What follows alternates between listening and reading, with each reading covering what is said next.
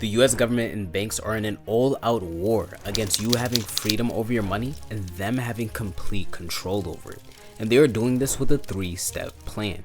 And as you can imagine, they are playing dirty. The first 2 steps are geared towards attacking cryptocurrency. One is by demonizing crypto to the mass public and making it all seem like a scam. The other is attempting to pass laws that will restrict crypto to the point where they can have control to observe everything you do with it and even stop you from making transactions with it. And lastly, they plan on rolling out their own fully regulated and controlled version of crypto, which we'll be getting into later. But to understand this attack better, we have to discuss the power that banks have and why they're fighting crypto in the first place. So as we all know, crypto was created to be decentralized, meaning that you have control over your money and you can move it and do whatever you want with it at any time without any restrictions. On the other hand, banks are centralized, meaning that once you put your money in it, you're giving them all of the power and control over it. However, currently in crypto, we still do need banks in order to exchange our coins for fiat currencies, like the dollar or the Great Britain pound, because let's face it guys, we need to take profits and people have bills to pay for. But a lot of people think that the safest place to keep your money is in a bank, which is true in theory, but think of it this way. Everyone wants to make money, and if the banks are just supposed to hold on to your money, how do they make money for themselves? Easy answer. They do it by risking your money. Yes. This might come as a surprise, but time and time again, when people deposit money in a bank, the banks are putting your money to work by trading it in the stock market. If not, they're using it to buy other assets like treasury bonds. And lastly, their favorite method is they lend it out to other people as loans. So just remember, every time you hear the stock market is up, banks are profiting off of your money. Or every time you hear someone takes out a loan for anything like a car or a house, banks are profiting off of your money. Now, should you be concerned? The answer is yes, for this one reason alone, which is inflation.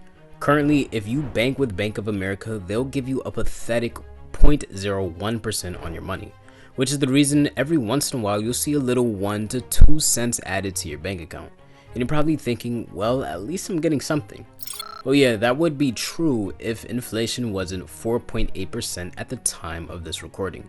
And inflation basically measures how much value your money loses every year, or simply how fast things get more expensive.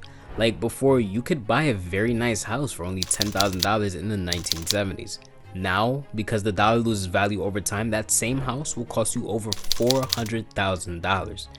So the 0.01% that banks gives you is nothing compared to interest rates. So you're basically losing money every day if you don't invest it properly or you keep it sitting in a bank account. But that's not the worst part. If you're a bit of a baller and you have a good amount of money in a bank, you will never be able to withdraw a large amount of cash out of the bank right then and there. Because remember, they're using your money to make money themselves, so they'll never be able to have the cash on hand. And with a system like this, if everyone decides to take their money out at the same time, it will cause a bank to collapse and no one will be able to get their money out of the bank, but that topic's for another time. But basically, banks make a ridiculous amount of money no matter what is happening in the world by risking your money and lending it out to other people while you lose value on your money every day.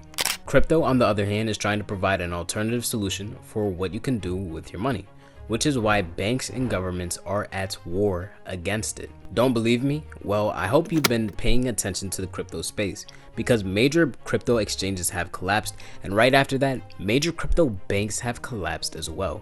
You can definitely say that this is just a coincidence, but before you say that, let's look at what happened after these collapses. First, a little background. One of the biggest collapses that shook up the market was FTX, and I want you guys to clearly understand that this was a centralized exchange, and the reason why FTX collapsed was because they were using people's money and taking extreme risks with it by using it as collateral for very risky investments, lying about how much money they actually had, or pocketing the funds for their own personal gains, which is similar, not the same, but very similar to how banks operate. But the difference is they hold on to your crypto for you instead of the dollar. But just like I mentioned earlier about what could happen to banks, FTX didn't have enough money on hand for everyone to take their money out at the same time. And when people lost trust in FTX, they tried to do that. And this caused the whole exchange to collapse, leaving people furious, broke, robbed, and confused. Remember guys, crypto was created for decentralization. If you want to avoid being a victim to a crash like this, keep your coins in a cold wallet. That way only you have control of your crypto and it's safe from hackers. But moving forward, after the collapse of FTX, the first attack against crypto started with a politician named Senator Warren, who is famous in the crypto space for her admirable work and foresight. But anyways, she attempted to pass a new crypto law to prevent the next FTX crash, called the Digital Asset Anti-Money Laundering Act. It's a long title that basically means the government will be doing absolutely nothing to prevent the next FTX crash. And the reason I say this is because a lot of the proposals in this bill are geared towards restricting the way crypto operates in general, and allows the government access to see everything you do with your crypto, eliminating any chance you have of privacy with your coins. This will make crypto like Google's incognito feature, making it look private, but it's not really private at all. And with this, it defeats the purpose of crypto being decentralized. And FTX crashed because of centralization. The people who controlled people's funds, like the CEO of FTX, are to blame and should have stricter laws placed on them to prevent something like this. But instead, the lawmakers decide to try and punish everyone else who's in crypto, and no new laws are being proposed to have better regulations for CEOs and exchanges to prevent another crash. And because there's no push for regulation on CEOs or exchanges, FTX has the confidence to start up rumors that they might try and relaunch their scam system again. But with all that being said, the law that I mentioned earlier hasn't officially passed, but it does make you think. So far, there's been no attempt to create a law to stop the system that allows for this type of scam to even take place. Only lawmakers creating proposals that limit and hurt the integrity of crypto, which is why I consider this the first attack. So the government's second attack on crypto is one of their most beloved ways of attacking something that is not going their way, and that is to sue. And the man leading this charge goes by the name of Gary Gensler, who is the head of the SEC. And the SEC stands for Securities and Exchange Commission, and their sole goal is to protect investors like you and I. And of course, they're doing a terrible job at that. Take for example Gary Gensler, the head of the SEC, again, whose main job is to protect investors. He was meeting up with the head of FTX on 7 different occasions, and no, they weren't just catching up asking how's the wife and kids. No, the man who's supposed to be protecting us investors was giving the biggest crypto scam artists tips and tricks for regulatory loopholes to try and help them gain a monopoly over crypto exchanges. And like I said earlier, FTX collapsed, leaving investors broke and furious.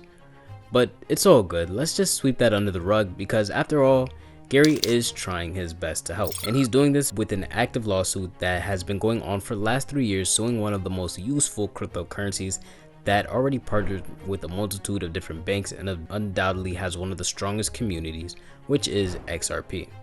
And I know what you guys are probably thinking, you were just saying banks are bad, and you're right, but in all honesty, banks aren't going anywhere, and they are here to stay. However, they do put people's funds at extreme risk, and that does need to change.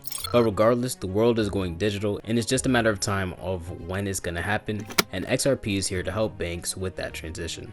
So if you like XRP or not, the SEC job is to protect investors, and they have failed massively by focusing its attention on a crypto that's just trying to do its job, and fueling and giving information to a company that was able to steal up to $10 billion from regular everyday people. And this is the second attack.